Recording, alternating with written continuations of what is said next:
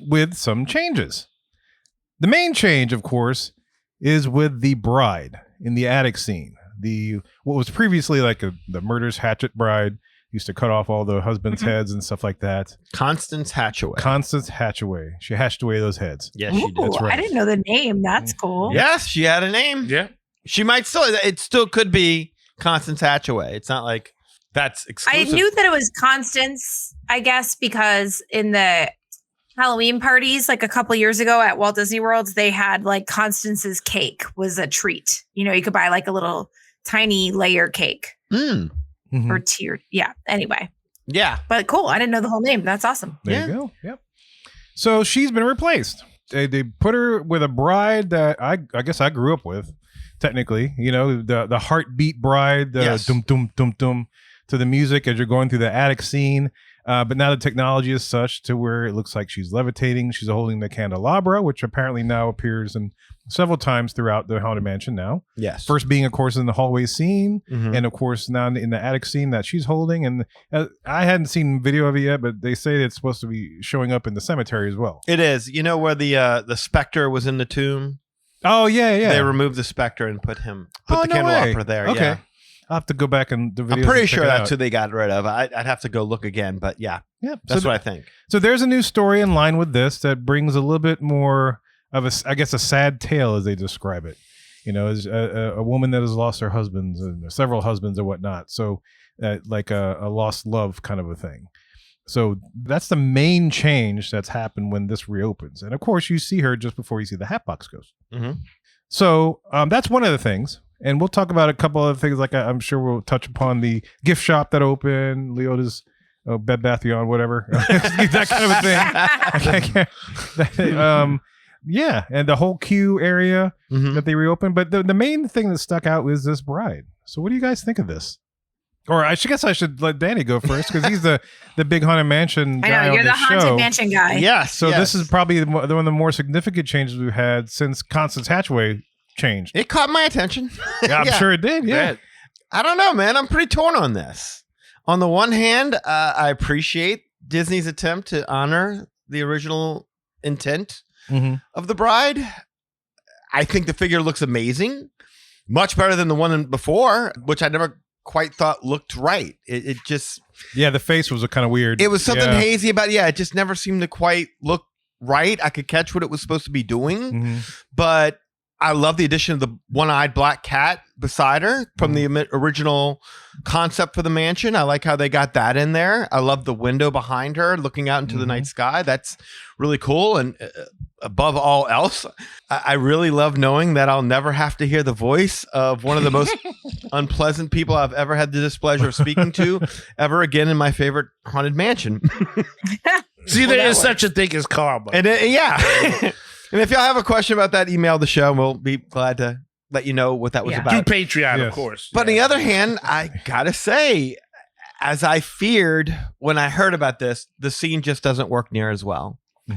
With Constance, from the moment you entered the attic with the eerie bridal march, the wedding photos with the husband's heads disappearing, and then you come across her, she's got the sinister voice, the bouquet is turning into an axe, and right away you get exactly what the story is supposed to be. Right. Now, you still have the wedding photos, but the entire husband is disappearing. Yeah. Which you have to assume means that they all died. But you don't know how, and the fact that the bride never ages from photo to photo to photo just makes it even more confusing, because if the bride isn't killing off her husbands, how are they all dying so young, and how in the hell is she getting remarried so quickly? I mean, I know the story's supposed to be that she's this heartbroken bride, because I remember the original bride, and I read the interview with Kim Irvine, but if I didn't know that walking into it, it's kind of hard to glean that she's mourning the loss of true love when she's had, 4 or 5 husbands in the span of 2 to 3 years? I mean, that's not true love. Yeah. The guys are barely buried before she's engaged again. So it's hard to kind of buy that she's in mourning. She doesn't even look all that sad. she just looks like she's got the worst case of heartburn I've ever seen. So I like the use of the portraits to tell the prior story. I thought it worked great with the prior story, but they got to change the portraits for this one because it doesn't come across as well. You need one guy. It needs to be one husband. If you want us to attach that she lost the love of her life and under unnatural circumstances, shall we say, they got to change that. And if you hadn't spoken about it, and if I hadn't read the interview about the candelabra and the graveyard and the connection back, I would have never caught that. Right. When I watched going through the mansion, it would have never occurred to me that she's just wandering aimlessly through the mansion. Yeah, if you want to, like, to what you said, if they did multiple portraits, but it was her with the same guy while they were in different stages of life. Yes. That makes more heartbreak sense. And little by little, you see him getting sick, or little by little, you see someone stalking him in the background, or maybe it's a Hatbox Ghost who took him out. Something, and something that makes that story resonate because now, yeah, the story just got, the bride vague, story right? at least, yeah, it just got a lot weaker. Yeah. Yes. And the attic scene is now less impactful, and it doesn't work near as well. It just does not work near as well. So there are things about it I like, but for a company that prides themselves on story first, story just took a back seat. Yeah. Yeah. It's funny because you had that bride scene, then Hatbox Ghost. Yeah. And then you're out. But like I said, it doesn't really, because the Haunted Mansion really doesn't have a story. It's just kind of a sequence of events. Mm-hmm. So it doesn't kill the ride or anything like that. It doesn't mess with the entire story of the mansion. But you walk out of that room wondering a lot more what you saw, whereas before you knew exactly what you were seeing, and it worked. It worked great. Yeah. I watched the YouTube video. It kind of reminded me of Navi River Journey. You know how they have those like figures kind of in the distance? Like I was surprised at how far away she was. And maybe that was just a function of the video, but the previous one felt very close to you as you rode by. And she sort of feels like she's in the background. Okay. Kind of like in Navi River Journey, the Navi people are the like figures you see are like way in the background until you get to that last animatronic. Yeah. Yeah. So one of the things that Irvine was saying as far as why this change happened, and I'll quote directly from the article here, and she says, "The bride that used to be in there was an axe murderer. And in this day and age, we have to be really careful about the sensitivities of people. We were celebrating someone chopping off her husband's heads, and it was a weird story. I know the fans, some will like it, and some will say, oh, you changed something again. That's our job. That's what we're here for." That end quote. And that's what she said. I mean, that really happens, though. I watch a ton of true crime stuff all the time. I guess.